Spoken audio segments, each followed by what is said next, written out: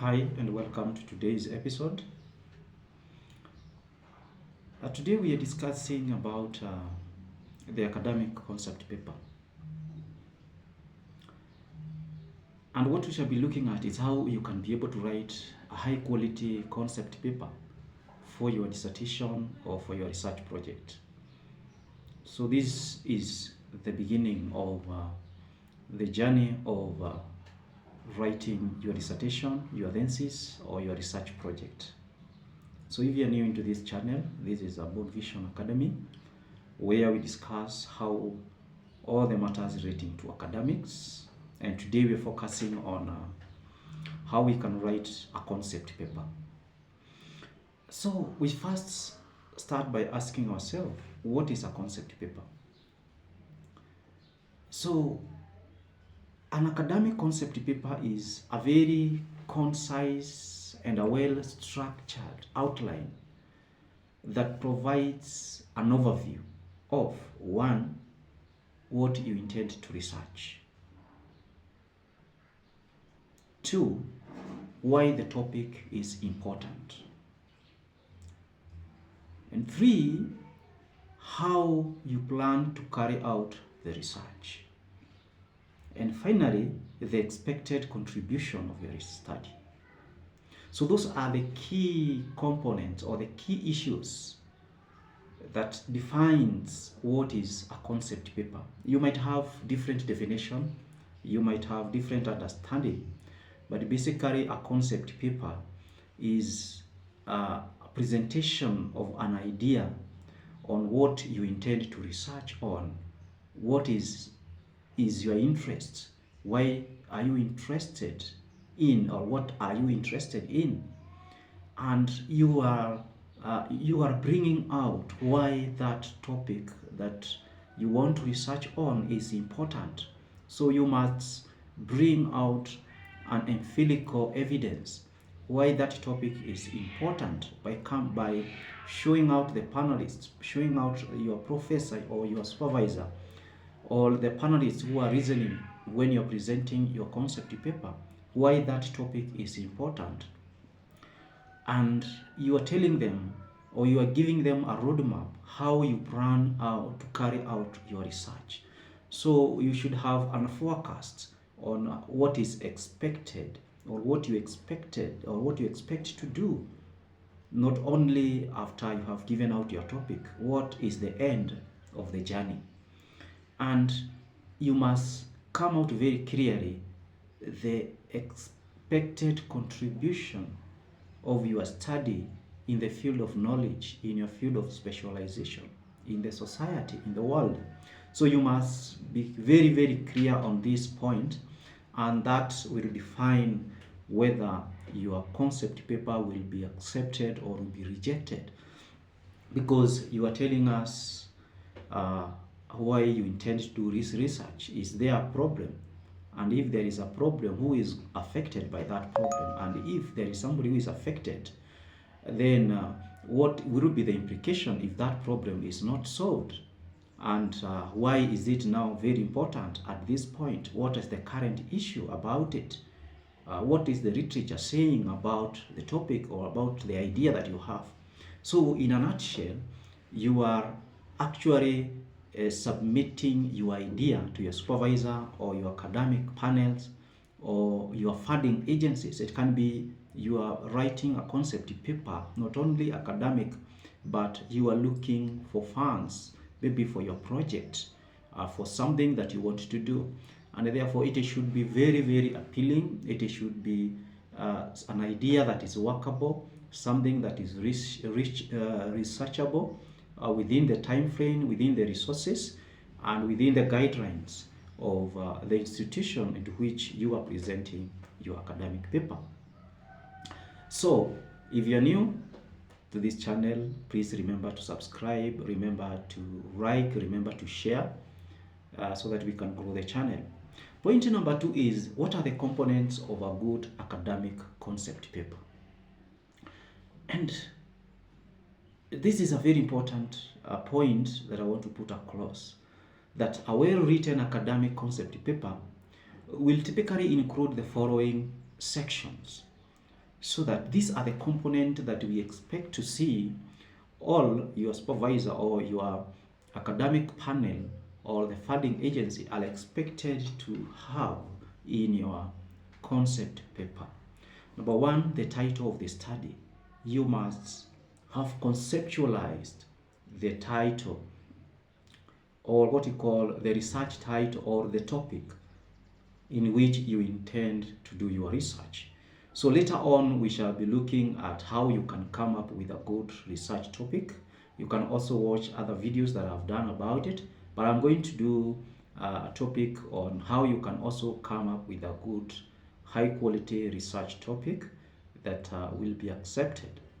So number two, introduction and the background.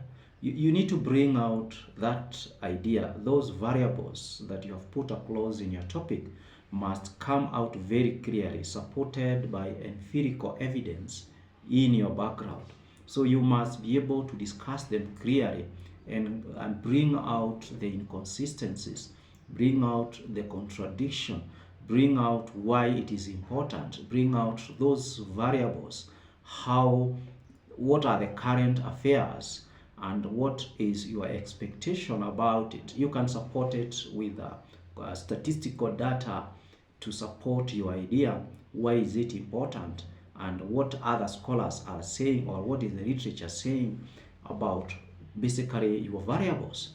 And after that, the gap, the problem is going to come out very clearly, even from your background, how you are going to bring it, how you are going to connect it with the theories that support your idea, the theories that support maybe your variable.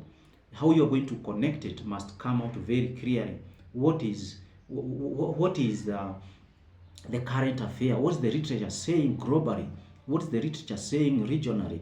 What is the literature saying in the local current states, whether depending on where you are in the country that you are in? What is the literature saying about it? It must come out very clearly in your background. It's not that you are going to state everything the other scholars have said, but you bring out the summary, you bring out the idea, you connect the idea, you connect these variables very clearly in your background, and it should come very, very strong, so that when you are now going to part number 3, that is the statement of the problem, which is another component that must be appear there, then somebody who is reading your background, coming up with the introduction or the background, will have basically conceptualized, basically there is a problem, and now in your statement of the problem, that is where now you are bringing out the summary in a clear, precise language, and you are showing actually there is a problem, and this problem, if it is not solved, then it is going to affect, or it's going to bring A, B, C, D. So that is the point number 3. We need to see the statement of the problem. Number 4, the research objectives. What are the general and specific objectives that you have derived from your topic that will drive or will guide you, or how you are going to correct the data to solve the problem that you have demonstrated very clearly in your background that it exists, and also in your statement of the problem. Then number 4 or number 5, then there is what we call the research questions, depending whether you're doing a PhD or a master's or a graduate, depends also with the institution that you are in. It is either you're going to deal with the research questions or you are going to deal with hypothesis. It must come out very clearly, and it must be stated in the tense and also in the language that it's supposed to be, not just a statement that it's not here nor there. You must know how to state clearly the objectives, the research questions, and hypothesis using the terms which will reflect actually this is an hypothesis, whether it is an alternative hypothesis or it is a null hypothesis. Point number 6, justification, or what you call the significance of the study. It must also come out very clearly. The significance of the study must come out very clearly. Why are you doing this research? Who is going to benefit from your study? You must bring it out very clearly, and if possible, you support by an evidence. Why is it important? Who is going to benefit? whether for the policy, whether for the institution, whether for the government, whatever in which you feel that it is going to benefit. So the justification or the significance of the study must come out very clearly to convince the panel that you actually have a problem, and if this problem is solved, then it is going to benefit A, B, C, D. Point number 7 is the scope and the elimination. So the scope of your study must be very clearly. It must come out very clearly in terms of the region, in terms of the variables that you are carrying out. Are you going to carry it in Kenya? If it is in Kenya where? If it is in Nigeria where? If it is in US where? Because you cannot say just US and you leave it blank. The scope must come out very, very clearly. And point number 8 is the literature review, which must be brief. So we don't expect you to have a very a long literature review. It should be connected with your background. The literature that you have used in the background must also come out very clearly to support your work in the literature review. So your literature review, it is very important because it is the one that is going to point out why you are carrying out this study and what others have done related to your study and what they found and what now they did not do, and therefore the gaps now start coming out very clearly. The gaps that you are going to state to come out in summary in your background. Then in the literature review must come out very clearly. You have to identify an article, you identify the topic, the objectives, what theory did they use, what methodology did they use, what are the analysis or their findings, and what were the conclusion, so that it comes out very clearly that study was done, but it did not cover A, B, C, D, and therefore that is where your study comes in. So you must be able to review good enough articles, not less than 15, so that you are able now to bring out that idea that there is no confusion, and therefore you are going to convince your panel that actually you reviewed the literature and you found ABCD has not been done, and this is the problem. Then point number 9 is the theory, the theoretical review and conceptual framework. It must come out clearly. What is the relationship with your variables? How is your variables related? So you must be able to come out with a very good conceptual framework. Remember, you have reviewed so many articles, and in those articles there were conceptual framework that they used. So you can be able, for you to have a very credible conceptual framework, you can decide to adopt one and fit it in your work, and you recognize that you have adopted and modified that conceptual framework to fit your work by either adding or removing some of the variables that you don't need, but adding them into your work, adding them into a new now conceptual framework, and that one will add more credibility in your work because you are not working in isolation. So it's very important to have a very, very credible conceptual framework, because maybe you have not been given authority to come up with your own conceptual framework, but you can be able to pick one from all the literature articles and books that you have reviewed, adopt one and modify it to fit in your work. And then on the same note, you need to identify the theory at what you call the theoretical framework, and it needs to come out clearly about the theories that are going to support your variables. So you need to identify these theories. You need to identify who proposed that theory, the year, and what did they say about that theory, what were the assumptions, and what is the limitation, and what is the current critique of that literature. So you need to critique that literature and bring it out very clearly.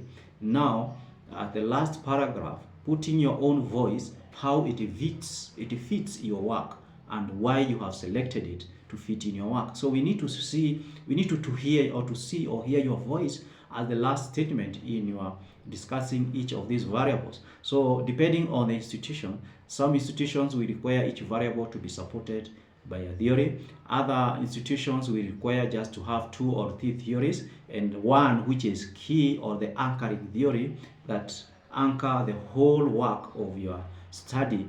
And then we have other 2 theories that supports the main theory. So it depends with the institutions that you are in, and therefore it is always very good to confirm the university or the institutional requirement on how you should be able to reframe your theoretical framework. Yeah, it's very, very, very important to confirm how you are supposed to present your theories. Is very, very important. And then point number 10 is the research methodology.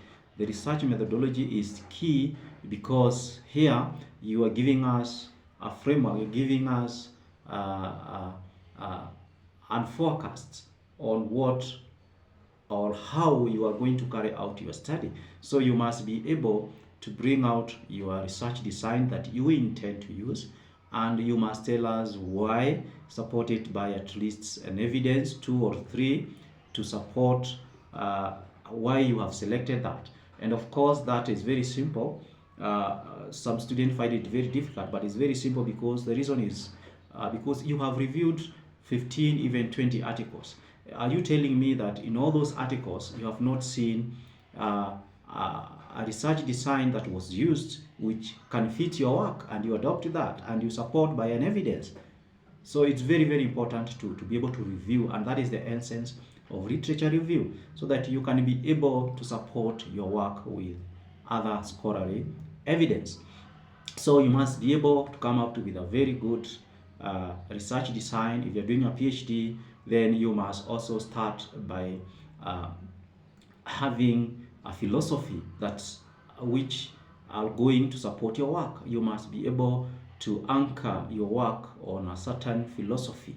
It also depends with the institution. Some institutions will require even at master's level to have a philosophy, but others does not want. So it depends with the institutional requirement, how you are going to bring out the philosophy that is going to anchor your work, and that the philosophy is the one that is going to help you know how you're going to come up with the research design, how you're going to come up with the tools of the data analysis, how you're going to do the analysis. It's the one that is going to guide you. So it's very important to review, and that one you can also watch one of my videos. I've talked about the research philosophy that are there and how they can guide you in coming up with a very good research design, especially for those who are in PhD level.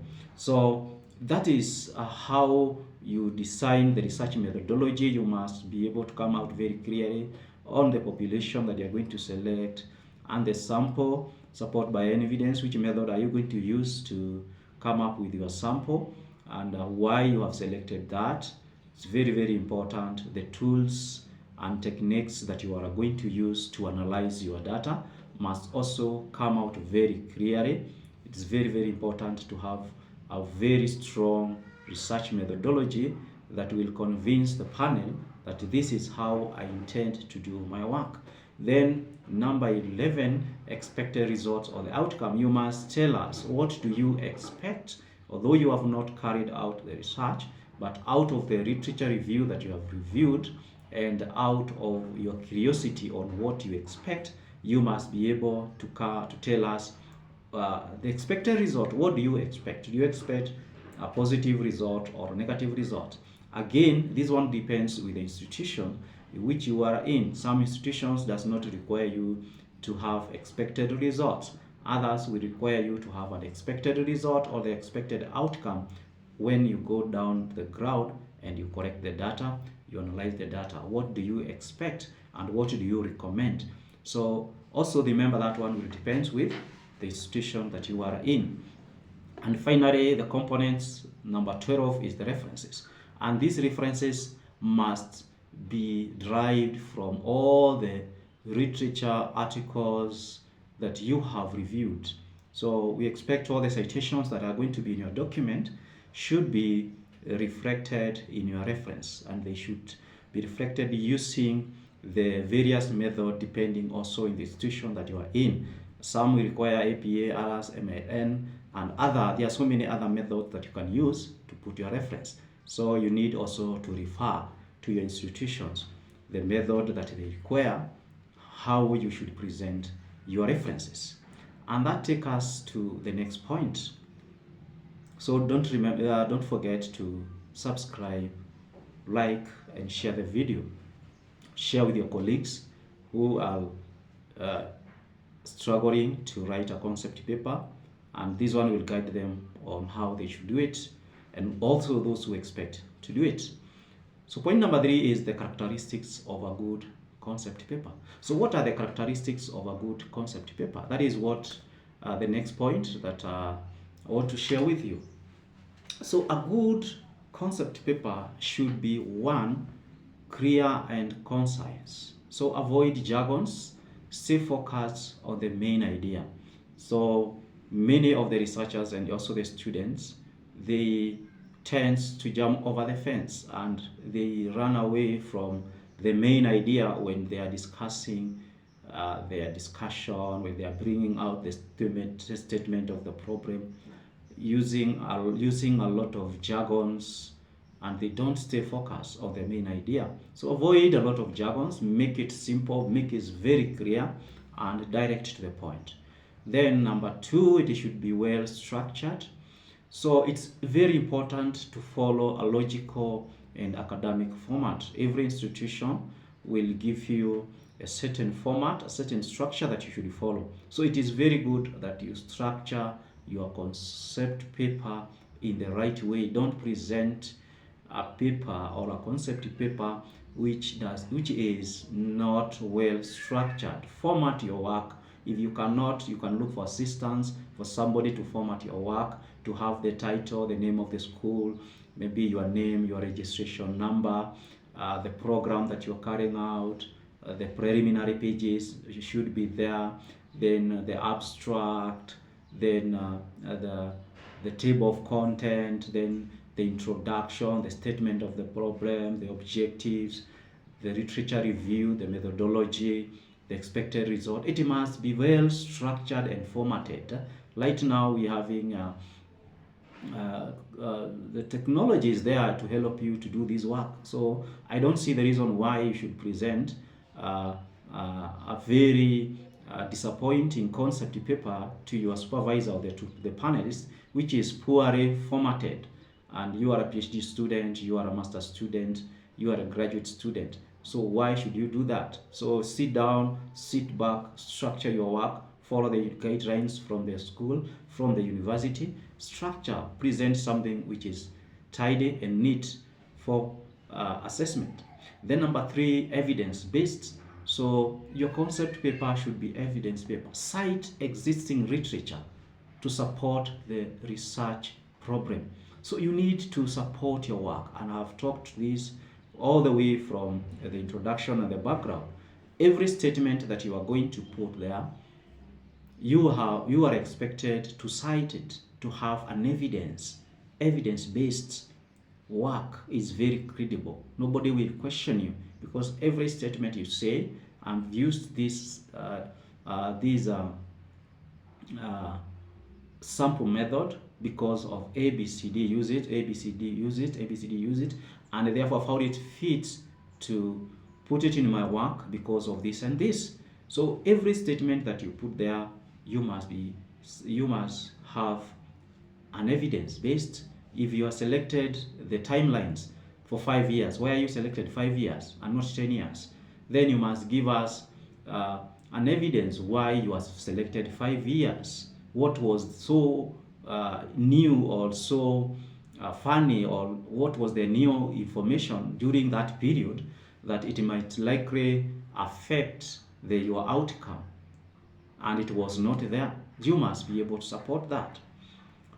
Then feasible, the point number 4, it should be feasible, meaning researchable within the available timelines and the resources. So it's very, very important, especially if you are a student, a PhD, a master's, and also maybe a graduate, depending on the institution who requires you to present a concept paper. It is very important, back in your mind, you remember you are supposed to finish this work within a certain timelines, and the resources that are available within that time might not be sufficient. So when you are selecting the concept paper all the way from the topic, it should be something that can be done within a certain time. If it is if it is 1 year, 2 years, 3 months, 6 months, or 1 semester, then you should be able to ensure that that work should be done within that. So don't select a topic that is going to give you stress, to give you headache, that cannot be done within the timeline. And you are expected to graduate or finish within that timeline. You might end up getting a lot of penalties. So it's very important to ask for the guidelines, to ask for consult why about the topic that you have selected. Always important to be flexible enough to change it, to modify it to fit the timelines and the resources. You might select a topic or a concept paper that you want to present that can only, for minimum, is 3 years. So how will you do it? And you're expected to graduate within 2 years or 5 years. So it's very important to be objective enough. Be flexible. Don't be somebody who is rigid, does not want to. Even if that topic is so good for you, you can do it later after you graduate. Now, number 5 is relevant. Address a real problem or acknowledge a gap in the field.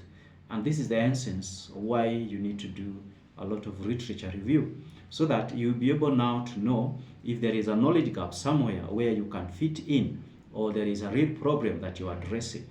So it must be relevant. Don't do something that has already been solved or it has already been done somewhere else. So what will you be solving? Then the last point, should be persuasive, meaning justify the importance and urgency of the study. And I've said severally, who is their problem? Who is affected by that problem? And if that problem is not solved, what will be the implication? That is the justification that you must. So it is very persuasive, showing there is this problem and these are the implications. If it is not solved, it is going to do this and this. You are justifying. Of course, maybe using a lot of citations, references, empirical scholarly work from others, showing there is a gap. And that is why you need to review several articles, so that it becomes very clear that there is a problem that you are addressing. It's very, very, very important.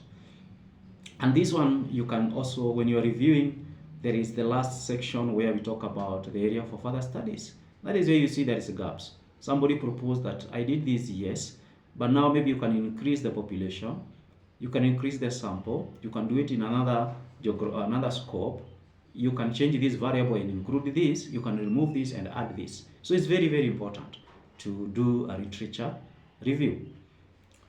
So the next part that we are going to discuss is a good format for academic concept paper, or a good format for a concept paper. So the format may vary depending on the institution's guidelines, but we have a general structure. If you are presenting a concept paper for funding, of course, many institutions, universities and colleges have their own guidelines on how the concept paper should be, but these are general, and you'll find in most of these institutions, this one must be there. One, the title. So this is a general, you must be able to present the title or the topic of the concept paper that you're presenting. What is the main idea? 2, the background and introduction. We have looked at that. It must come out very, very clearly. You must be able to state the statement of the problem. You must be able to state the objectives. You must be able to state the research question or hypothesis, depending on also on the institutions. Number 6, justification or the significance of the study. I've just said about that. Number 7, the scope must come out very, very clearly. And number 8, there must come up very clearly a brief literature review must be done, for that is what is going to support your work.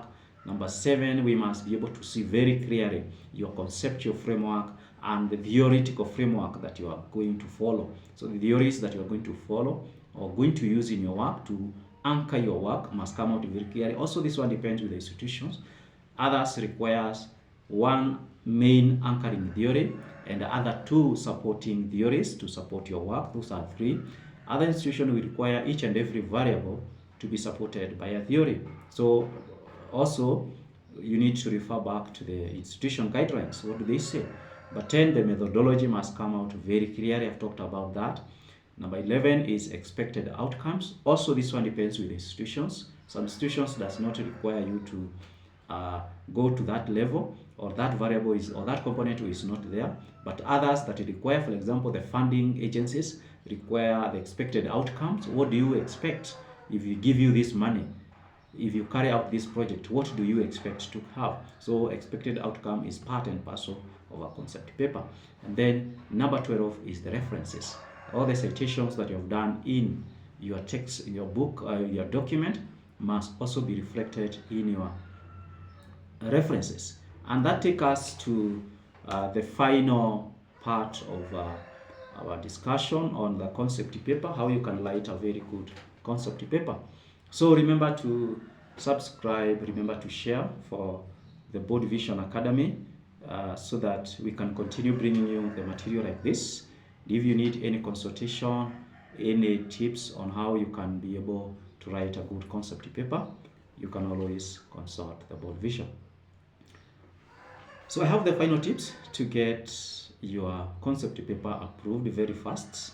So I'm just sharing a brief, very few tips on how you can try your best and see how you get paper can get approved. And these are practical, tested tips. Number 1, start with a clear and compelling title. Very important. You must start with a very clear and very compelling title. Make your title specific, concise, and reflective of the research focus. So many of concept paper will be thrown out because they are not specific. The title is vague. The title is not here nor there. The title does not make sense. The title does not fall within your area of specialization. The title is very wrong, and the title is not researchable. So many things, so many factors that can make your title to be rejected. And also, I've made a video on the why and how you can be able to have your title accepted or rejected. So you can also go back and watch that video. So you need to avoid vague or overly broad titles. Clearly help reviewers grab your intent quickly. So the reviewers are reviewing so many concepts, so they need to know what is your idea, because here you're presenting your idea. So that is why you're saying the first tip is start with a clear and compelling title or the topic. And I'll be sharing another video about how you can come up with also a good title, in addition to what I have already put in the channel. Number 2, align with institution priorities and supervisors' interests. Very important. You must be able to align with institution priorities. What is the requirement of the institutions? And what is the interest of the supervisor? So you review your institutional research agenda or your supervisor's area of expertise. So that in the essence, this also depends with institutions. The institutions maybe not have enough specialists in certain areas, and therefore you will end up being supervised by any supervisor. But it's very important to know the supervisor's expertise area of interest, so that this person will be able to guide you well in ensuring that your concept paper is within the required specialty. For example, if you're in medicine, you don't expect to be supervised maybe by an engineer. Can be there, maybe the third supervisor, just to give you his understanding, but not really the one who is now going to have to make a major declaration about how your work look like, because he is not an expert in medicine. So that is what I'm saying. So you need to align with institution priorities and supervisors' interests. So if possible, make sure you get a supervisor who is within your area and who understands various issues to deal with the topic that you are dealing with. It can help you, it can build you up. And that is the essence of doing research. So if your topic resonates with the institution priorities, it is more likely to get approved.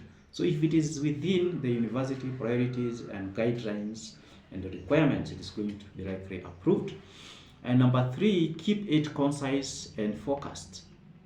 So you need to stick to the essential components.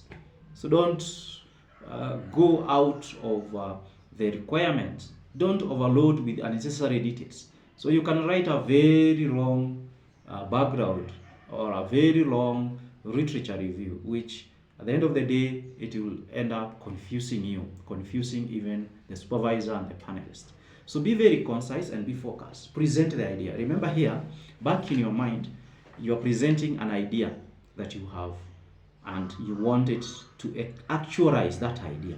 So it should be concise and very focused. Aim for 5 to 10 pages, unless otherwise specified by your institution. 5 to 10 pages is sufficient to present your idea, unless specified by your institution, because different institutions require you to present a concept paper of a certain page, either 10, 20, 30, depending. But in a practical scenario, 5 to 10 pages are enough for you to present your idea and get approved. Number 4, use recent and relevant literature. So you need to ground your problem statement and all justification in the current scholarly work. For it to be more credible, 5 years is enough. So you count the year you are in, you go back for 5 years or 6 years. That one is going to make your work more credible and recent, because every day, every month, every week, there are people who are researching and publishing articles, papers in the area that you are researching in. So what are they saying? Those are the current issues that we should see in your paper, so that you don't work on something that has already been done. So you need to cite empirical studies to show the gap and the relevance of your research. You need to do that. You need to cite empirical studies, and I've emphasized that so much in this video, that you need to support, justify your work with empirical studies, and nobody will question your work. Number 5 is demonstrate visibility. Clearly explain how the research will be conducted within the available time, budget, and resources. You must demonstrate that research that you want to conduct is viable. It can be done within the timeline that you have, within the resources that you have, and within the budget. So remember, this also depends with the institution.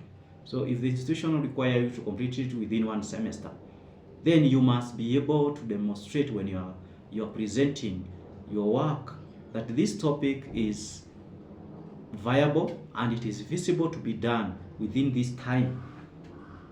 So if a topic requires a lot of resources, a lot of budget, a lot of money, a lot of time, then it is not fit to be done at that time. You can do it later.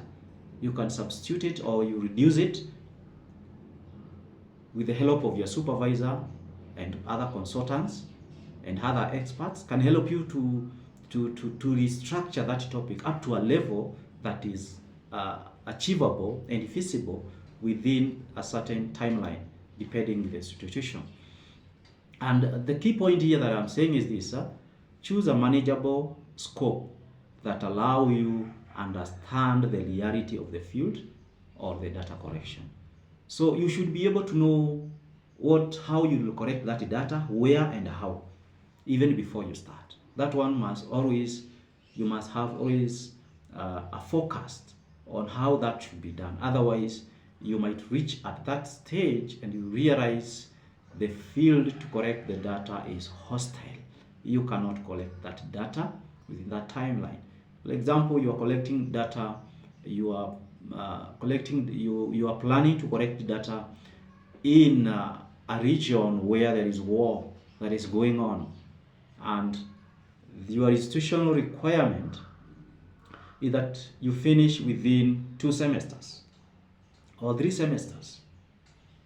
So how long will you wait until the war is over, things are settled, then you go and you correct the data? Then it means you will miss a lot of graduation, you will stay there. Or if you are looking for funds, you will not get that funds. So your concept paper will be rejected based on the reality in the ground. The reality is hostile, it's difficult, it's not possible, it's not visible. Point number 6, or the tip number 6, ensure a logical flow. Organize your section in a way that each part naturally builds on the previous one. And that is why your background should flow, connecting with the statement of the problem, connecting with the literature that you have reviewed. The work must flow, must be very, very logical, demonstrating the inconsistencies in the literature. So when I go to the background, I'm able to see those inconsistencies. When I go to the literature review, it is very clear from different scholars there is some inconsistency, there is contradiction, there is neutrality in their findings. It should be flow very well. The issue that I'm saying here is about you should use transitional sentences between sections to maintain the coherence. There must be a transitional sentence at the end of every paragraph, end of every sentence. There must be a transitional sentence between the sections that you present so that it is connected with the other one. So tip number 7, have a solid methodological section. So this point try to tell us that if you want to have your concept paper go through, you must have worked well in your methodology. That is chapter 3, where you must be able to briefly explain your research design, the data collection methods that you are going to use, the sampling and analysis techniques that you are going to use to analyze your data. So you must be very, very clear. And this is where I said you must be able to demonstrate why you are selecting the design, when you are selecting the tools, including the population and the sample for your analysis. You must be very, very clear, and it should be very solid that nobody should question why you are doing this. Because the reviewers, or those who are sitting in that panel to review your paper, they will often focus on methodology because they want clarity on where you are going and how you are going to carry out this research. And if this section is very clear, then it is going to increase the chances of your approval because they are seeing a picture that you are able now to focus on how you are going to carry out this study and how you are going even to get the conclusion. So it should be very, very solid and very, very clear. So that takes us to tip number 8. Highlight contribution and the impact of your paper. You need to emphasize what new knowledge or practical benefit your study is going to bring on the table.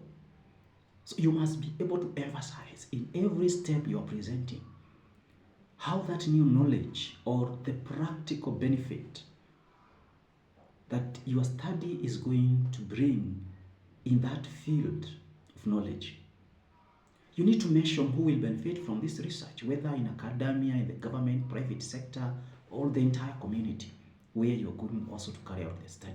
How is it going to benefit them? So you must be able to bring it out very, very, very clearly, very, very clearly. So that takes us to tip number 9. Use professional language and format. So many times we use very colloquial language. The language does not make sense. We have not edited our work. We have not checked on the spelling mistakes. We have not checked on various grammatical errors that we might have in the paper.